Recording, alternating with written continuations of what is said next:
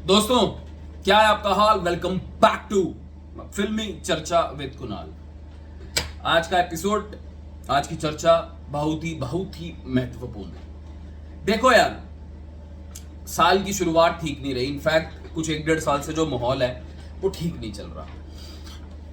सलमान की सिकंदर जाती है तो लोग बोल देते हैं कि यार सलमान का वो रेपिटेटिव हो रहा है चीजें, और बहुत बुरी तरीके से पिक्चर फॉल डाउन करती है।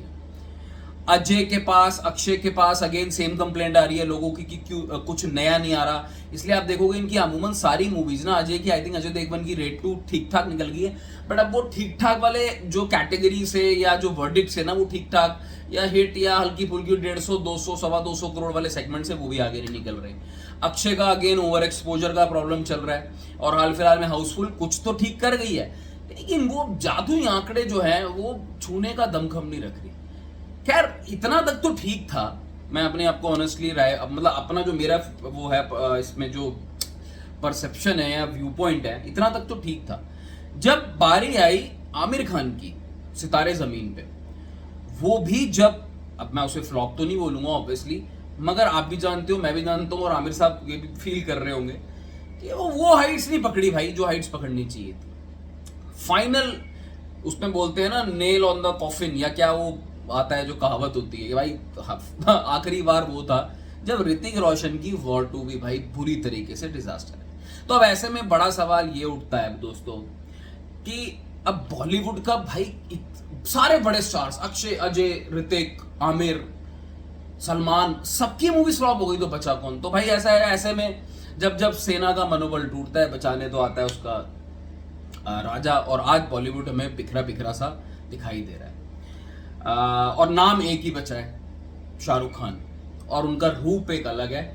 उस रूप का नाम है किंग। अब देखो, ये सिर्फ एक फिल्म नहीं है, मैं आपको बता रहा हूं, ये एक फिल्म नहीं है, ये बॉलीवुड का अंतिम युद्ध है। और जब मैं बोलता हूं ना, मुझे कुछ लोग कमेंट करते हैं यार हर चीज बॉक्स ऑफिस नहीं होती। हर चीज बॉक्स ऑफिस ही होती है भाई, हर चीज बॉक्स ऑफिस ही होती है। बॉक्स ऑफिस पे चलना बहुत जरूरी है। मैं हमेशा कहता हूं कि भाई बॉक्स ऑफिस के नंबर्स उतने ही जरूरी हैं जितनी फिल्म को इज्जत मिलनी जरूरी है। और दोनों ही चीजें सब साथ में मिलती है ना, तो एक कंप्लीट प्रोडक्ट निकलता है। मसलन एनिमल, मसलन जवान, मसलन स्त्री 2, ये सब जो प्रोडक्ट्स है ना, ये कैटेगरी में है। पठान हो गया, ये वो कैटेगरी में जो चले भी हैं और जिनका बोलबाला भी इज्जत भी है मार्केट में। तो भाई किंग क्यों मुझे लगता है कि एक तो बॉलीवुड का सेवियर होंगी। देखो, शाहरुख खान साहब पठान भी जब लेकर आए थे 2023 में, एक वो ऐसा मतलब था कि लंग्स के अंदर ऑक्सीजन भरने वाली बात थी उस वक्त भी, और बिल्कुल industry without an iota of doubt revive हो गई थी, क्योंकि पठान ने वो आंकड़े करने, मतलब थिएटर ओनर्स, फिर उसके बाद हम गदर चली। इनफैक्ट सनी देओल का भी उस साल बहुत बड़ा हाथ था, और सनी देओल का अभी भी बॉर्डर 2 से बहुत हाई एक्सपेक्टेशंस है, ऐसी बात नहीं है, बट वो किसी और वीडियो में बात करेंगे। अभी देखो, किंग का जो क्रेज है वो बहुत जबरदस्त है। अब मैं इसको ओवर हाइप नहीं करना चाहता हूँ, बिकॉज वॉर 2 के बाद बहुत धक्का सा लगा है, पर यार मैं एक बात आपको जरूर बता दूं, जो किंग के लिए बातें निकल कर आ रही हैं कि भाई किंग में जो एक देखो, राइटिंग में सिद्धार्थ आनंद साहब और सुजॉय घोष साहब है। पहले सुजॉय घोष साहब डायरेक्टर थे, अब सिद्धार्थ आनंद साहब डायरेक्टर हैं। और इसको ये बोला जा रहा है मोस्ट, आप किंग के बारे में अगर थोड़ा सा पढ़ोगे ना, most explosive action crime drama film. इसमें दिखाया यह जाएगा कि शाहरुख खान को जो मेन है mentor as well as assassin. अब पहले तो बात यही निकल कर आ जाती है कि शाहरुख खान का जो एक लुक है इस फिल्म में, जो अब हमें थोड़ा थोड़ा सा आइडिया लग गया है, चाहे वो बैड्स ऑफ बॉलीवुड के आपने इवेंट उसमें देखो, शॉर्ट हेयर है, या पहले भी एक एड भी आया है, शॉर्ट हेयर के साथ एक ग्रेइश लुक के साथ वो निकल कर सामने आएंगे, लोगों को वो इंटरेस्टिंग लग रहा है, एक्साइटिंग लग रहा है। फिर वो रोल प्ले कर रहे हैं एक मैच्योर एज पर एज असैसिन का भी कर रहे हैं, एक मेंटर का भी कर रहे हैं। देन ये जो पिक्चर की पूरी थीम है ना, ये पिक्चर का जो जॉनरा है ना, ये लेस एक्सप्लोर्ड है, एटलीस्ट इन बॉलीवुड के अंदर। अगर आप ये क्राइम गैंगस्टर वाले जो जॉनरा को बढ़िया तरीके से एग्जीक्यूट कर दो विद अ वेरी, एक देखो, एक चीज मैंने किंग के बारे में ये भी सुनी है कि आपको इसमें over the top action scenes नहीं दिखेंगे।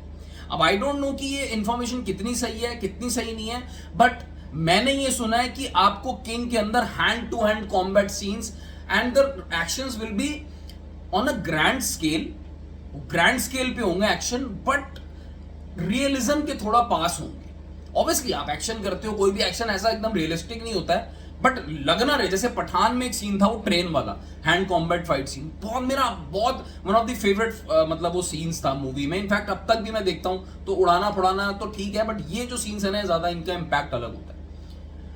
देन शाहरुख का जो, फिर आप कास्ट देखो, एक्सटेंडेड कास्ट। यार मैं कास्ट इसकी देख रहा था, मतलब टू बी पूरा एकदम प्रिसाइज, आपके पास दीपिका, रानी मुखर्जी, अनिल कपूर, अभिषेक बच्चन, सौरभ शुक्ला, जयदीप अलावत, जैकी श्रॉफ, अरशद वारसी, सुहाना खान, इसको तो पहले नाम लेना चाहिए था, राघव जुयाल, अभय वर्मा। भाई इसमें आप इस मूवी की हाइप सोच रहे हो, अगर एसेट्स उस हिसाब से एक एक एसेट भी निकाल दिया ना 20-20 सेकंड का इन सबका, एंड जैकी श्रॉफ और अनिल कपूर एंड देन सौरभ शुक्ला, ये लोग क्या रोल प्ले कर रहे हैं, ये लोग क्या एंटेगनिस्ट या विलन में पूरा इनका वो होगा।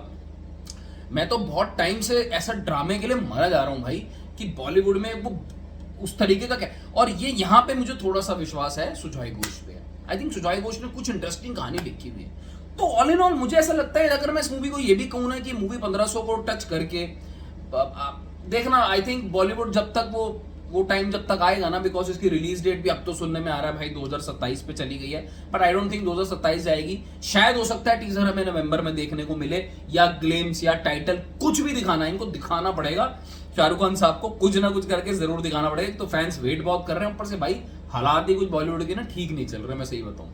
बहुत जरूरी है किसी ऐसे पंप अप सिचुएशन, किसी बंदे का आना है, किसी प्रोजेक्ट का अनाउंस होना। रामायणा भी है, बट उसको मैं ग्लोबल मानता हूँ, इसको बॉलीवुड में डाल ले रहा हूँ, है तो नेटिवली बॉलीवुड की। बट एनीवेज बहुत एक्साइटमेंट रहेगी। 1500 करोड़ वाला प्रोजेक्ट रहेगा, पोटेंशियल रहेगा।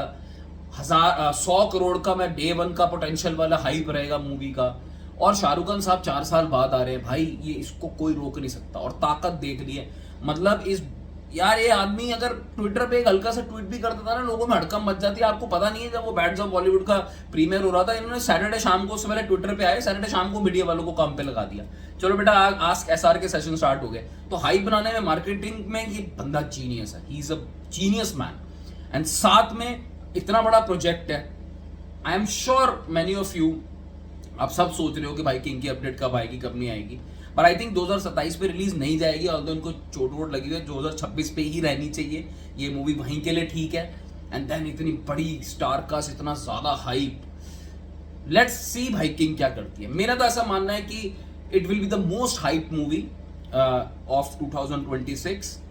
और ये 1500 करोड़ अगर नहीं करेगी ना, तो मतलब करनी चाहिए यार। जवान आपकी 1250 करोड़ पहुंची है, 1250 1300 जो भी करोड़ पहुंची है, पठान उससे पहुंची है, तो ये आराम से वो हाइप लेके जाएगी। अब ऑब्वियसली जब पिक्चर चलेगी, अच्छी होगी, तभी ये फिगर्स पहुंचती है। मेरे को तो वो लोग भी बड़े अजीब लगते हैं जो वो 1000 करोड़ करेगी। 1000 पे इतना आसान नहीं होता भाई, 1000 तुम छोड़ो, 500 भी आसान नहीं होता। देखो पीछे मूवीज क्या कर रही है। खैर एनीवेज, अपनी राय कमेंट सेक्शन में भी जरूर बताना, क्या आपको लगता है कि शाहरुख खान की ये मूवी मोस्ट हाइप मूवी रहेगी 2026 की, और क्या ये 1500 करोड़ करके बॉलीवुड को एक बार फिर राजा आएगा बचाने। Take care, bye.